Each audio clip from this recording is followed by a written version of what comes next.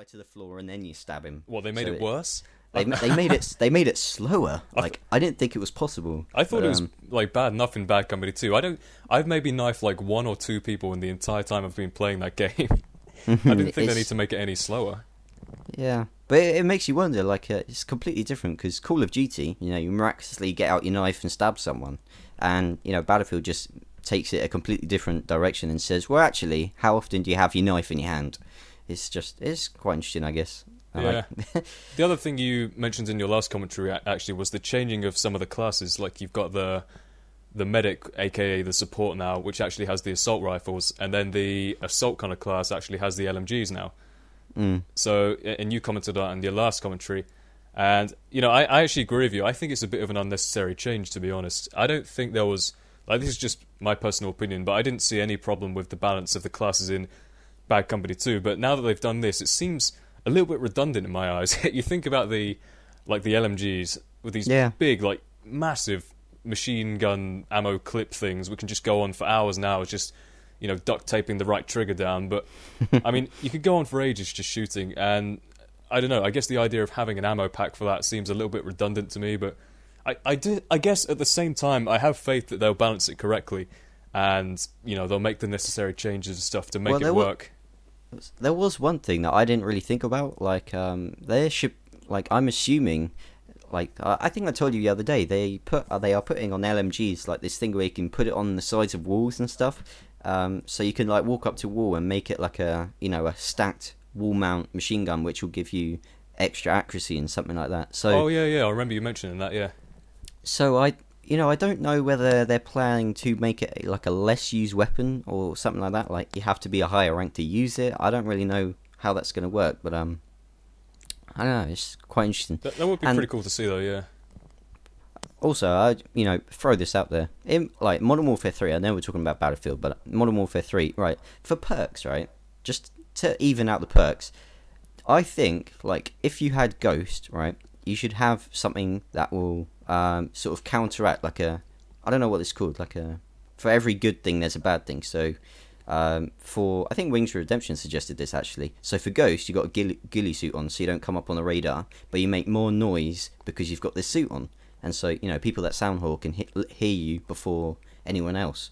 I don't know. What do you think? I sort of guess where see where you're coming from. I mean, I'm sort of like a little bit kind of less.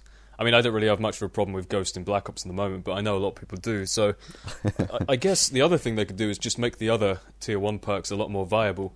I think in terms of Black Ops, the only thing that's really up to par with Ghost at the moment is Flak Jacket. I mean, I nearly always run Flak Jacket because I love it, but Such a good perk. Yeah, but the likes of, what are the other perks? Scavenger's almost up to par. Lightweight, I would consider, needs a bit of a buff. There's not really too much of an advantage for using lightweight.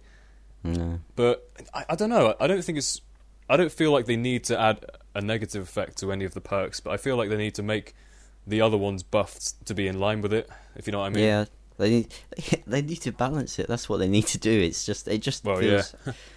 Yeah. I'll tell you what. They just need to have more perks. I think more variety would solve the problem, if I'm honest. More perks would be great. I think if you had a choice between, rather than 3 or 4, you had a choice between 10, how often are people going to use the same one? That would be an absolute dream come true for me, but whether they actually like come up with 10 original ideas and whether they can balance 10 different perks is another question entirely. Yeah, they can't balance 4 perks, so maybe 10 is a bit of a bit of an oversight, but there we go. You never know, maybe. Right, so here's my predictions. I just figured I'd ask what you thought.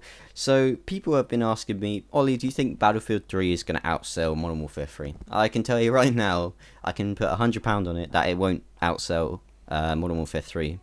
But I could probably tell you that it'll probably be the better game.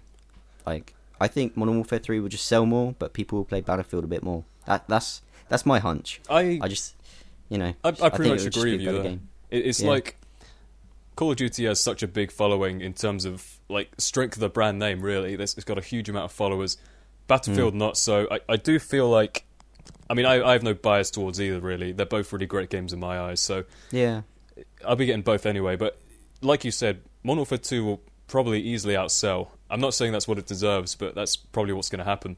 But I do kind of agree with you that people will get more annoyed, or bored at least, with Call of Duty before they do with Battlefield. That seems to be what normally happens in terms of, as in because everyone kind of rushes in with a gold mine, and then before long all the gold and diamonds are gone, and all that's left is just barren rocks. That was a pretty weird metaphor there, but do you know what I mean? It worked, definitely worked. But yeah, you're right. I mean, people will play it for the first week non-stop, and they'll get bored of it like they did with Black Ops. I think Black Ops is a great example. But, you know, it's a different developer, so I hate to compare it to Black Ops. I mean, I did a video a couple of weeks back, about a week back, I'd say. Apparently, they're basing Modern Warfare 3 more on COD 4 than they are Modern Warfare 2. What do you think about that? Yeah, I saw that video, and you were saying about how, well, Robert Bowling tweeted this or something, but he was saying about how he wanted to make it more in the COD 4 style, in that it's less vertical, but more kind of, you know, flat-based and linear, for more fast-paced kind of gameplay and less campiness. This is, I mean, no stealth clowns, I imagine, either, but the whole kind of switching back to the old Call of Duty 4 style. I mean, he could just be saying that just to obviously win people over, but, I mean, I don't know. I'm actually convinced they will do something like that, because they saw that a lot of people had complaints about Black Ops in that sense, but then at the same time, the stuff that was happening in Modern Warfare 2, that's at the other end of the spectrum. It's chaotic, it's fast-paced. I guess they'll try and find some kind of happy medium between those two, really. You know what? I preferred Modern Warfare 2 to Black Ops. I think there's more life to it.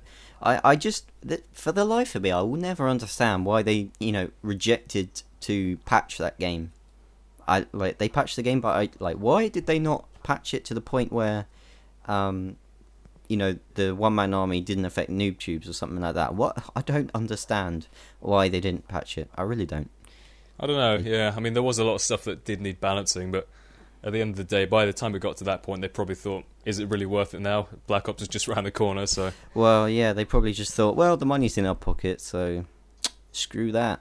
Yeah, you know. But it just feels like Battlefield has more heart and soul put into it. Like, you see the interviews and stuff, and they say, oh yeah, we've been dreaming of making this game for years, we've been wanting to build this game, and sort of, it just feels like there's more heart in this game, or in Battlefield 3, should I say, than there will be in Modern Warfare 3. I may eat up my words, I may be completely wrong, but, you know, for the moment, for the most part, that's how it feels. It just feels like they want to make this game, rather than the publisher wants to make this game. Yeah, it might just be that the Call of Duty developers got a bit complacent because they know they're the top dog at the moment, and that they're not going to be knocked off their throne anytime soon. So it might just be complacency. I don't really know. Yeah, I'd like to see how it turns out. But anyway, I'm going to Germany, so I'll be able to let you know how the games play. Ah, yes, Gamescom, right? Yeah, I'm very excited. Yeah. Okay, guys, this has been Ollie43 and Pyrotoz. Please leave a like if you've enjoyed the video. It helps me out. Small channel trying to grow. Please, if you haven't already subscribed to Pyrotoz's channel, go check him out. He is an amazing commentator. And that's all from me. Take care. And wait. I'm not done. That's right. Sorry to interrupt there. I just want to say to anyone who's come from my channel, feel free to subscribe to Ollie. He's a great commentator. And... what else was I going to say? Thank you very much for bringing me onto your channel. It's been a good pleasure to talk about. And yeah, that's been it from me. So see you guys later. Peace. Take care, guys. Peace.